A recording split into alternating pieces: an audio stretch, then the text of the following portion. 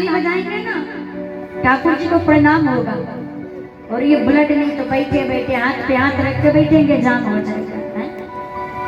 बोलिए साचे दरबार की। देखिए अभी झगड़ा करना हो तो पता नहीं कितने गांव के लोग जान जाएंगे। यहाँ भगवान के दरबार में किसी को आवाज ही नहीं निकलता है मुख से। बोलिए राघवेंद्र सरकार की। ये देखिए जब आप लोग हाथ उठाते हैं तो कितने सुंदर लगते हैं।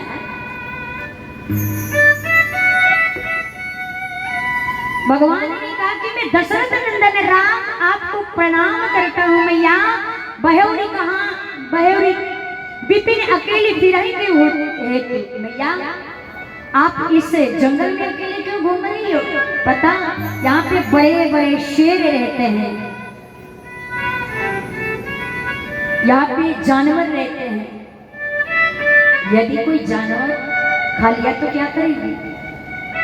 इसलिए मेरे पिताजी कहाँ है? भोलेनाथ जी जैसे ही पिताजी का नाम लिया मैया घबरा करके भागी और सोचने लगी अरे भगवान शंकर के पास यदि मैं जाऊंगी तो मैं क्या जवाब दूंगी।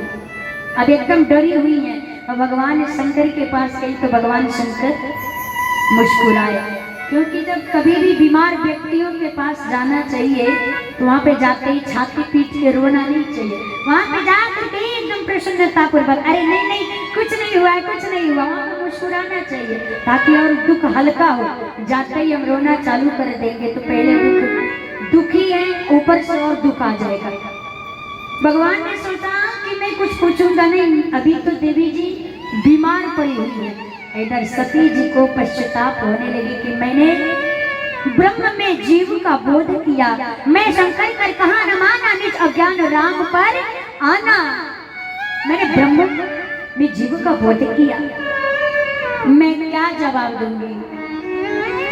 भगवान शंकर के पास पहुंचती है। भगवान ने कहा कि ये देवी ये नहीं पूछे कौन सा परीक्षा लिया, क्यों परीक्षा लिया। उन्होंने कहा लीन परीक्षा कौन विधि, किस विधि से परीक्षा लिया है बताओ। सती ने कहा कछु न परीक्षा लीन गोसाई, किन प्रणाम तुम्हारे नाई। मैंने कुछ प्रणाम नहीं किया तो देवी जी तुम गई किस लिए थी? तो क्या है ना, जैसे आपने दूर से जाकर प्रणाम किए ना वैसे मैं भी प्रणाम करके चली आई। बोले अच्छा, जब मैं गया तो प्रणाम नहीं की, अब रास्तवा में कौन गुरु भेटा गए कि जो गई और प्रणाम करके चली आई? नहीं, मैं ये मानने को तैयार नहीं होगा। भगवान शंकर ध्यान लगाए और तब शंकर देखे उधर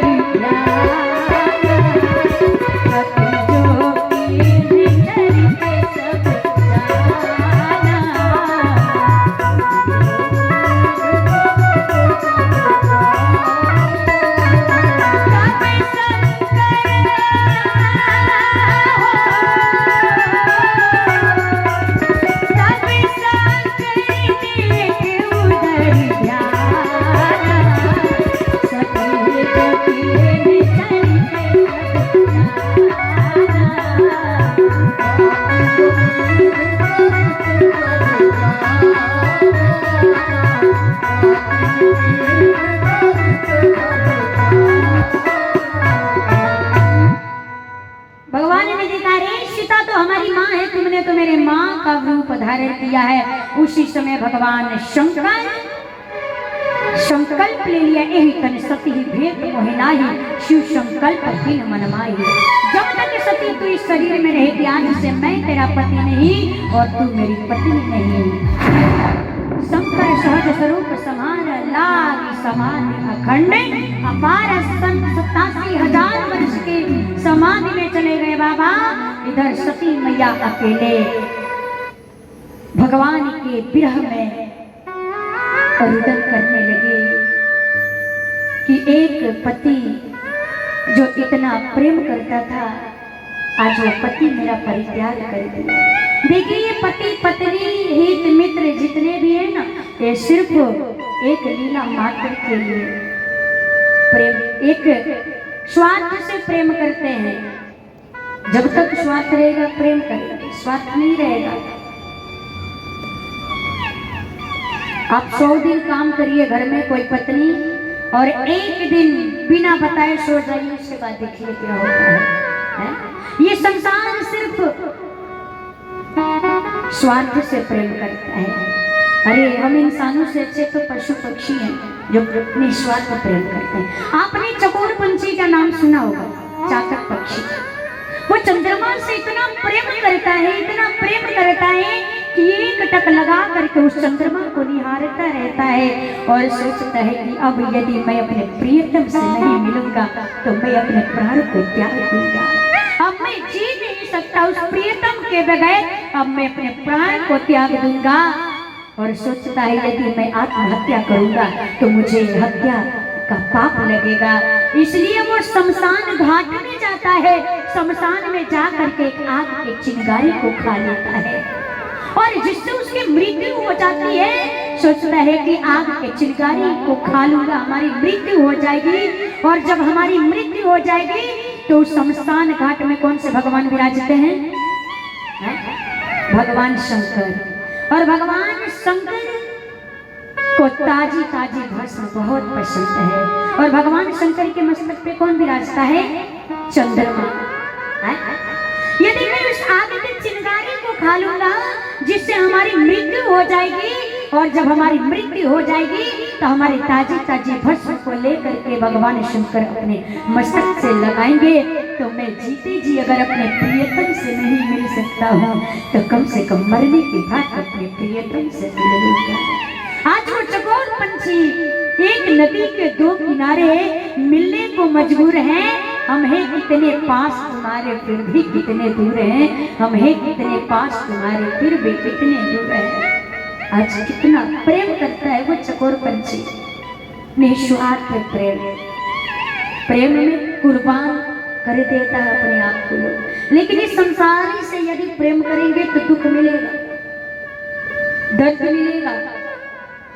यदि उस ठाकुर से प्रेम करते हैं ना तो वो ठाकुर एक न एक दिन जब भी हम जाएंगे जन्म से लेकर के मृत्यु तक, वो ठाकुर हमें कभी नहीं कहेंगे कि मेरे पास मत आ, वो कभी भी अपना लेते हैं। इसलिए ये मिट्टी का शरीर सब कुछ मिट्टी में मिल जाएगा,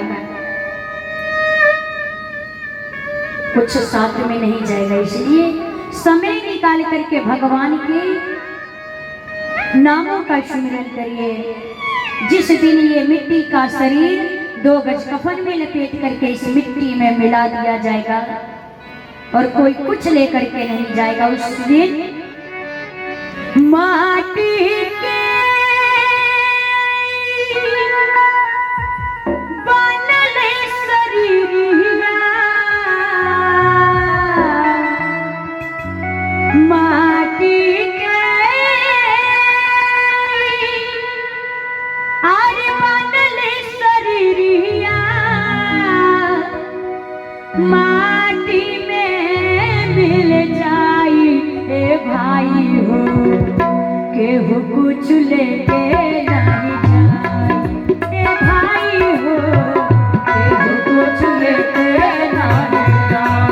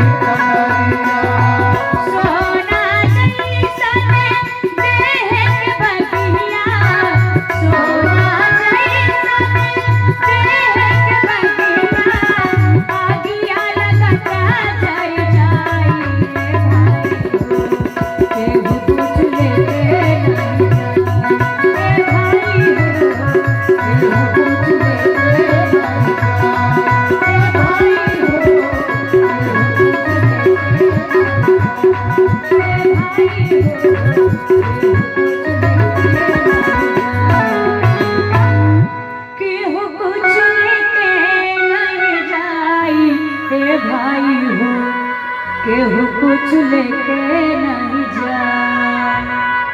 इस संसार में कुछ कोई लेकर के नहीं जाए।